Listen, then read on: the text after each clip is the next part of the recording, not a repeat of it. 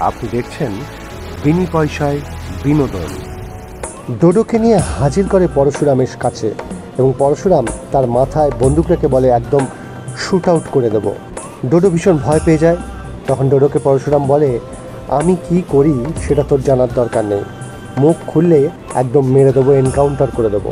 তারপর তারা নিয়ে চলে যায়। এদিকে দেখা যায় পরশুরামের বাড়িতে এসছে প্রিন্সিপাল।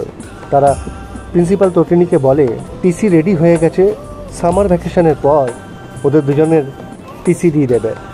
পরশুরামকে তখন জিজ্ঞেস করে তার ছেলে মেয়ে, আমরা কি আর ওই স্কুলে পড়বো না?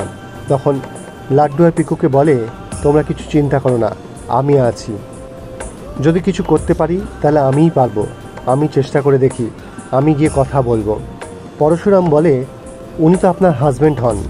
তখন প্রিন্সিপাল ম্যাম বলে, আপনি কি করে জানলেন? পরশুরাম বলে, সে কথা নয়, থাক। প্রিন্সিপাল ম্যাম বেরিয়ে যাওয়ার পরই দেখে তার গাড়িতে বসে রয়েছে আরাধ্যা, এবং আরাধ্যাকে দেখে চমকে ওঠে এবং আরাধ্যা বলে, আপনি কেন এখানে এসছেন? আপনি এসবের মধ্যে না ঢোকাটাই ভালো। তখন আরাধ্যাকে প্রিন্সিপাল ম্যাম বলে, তুমি যেটা করছো ভুল করছো।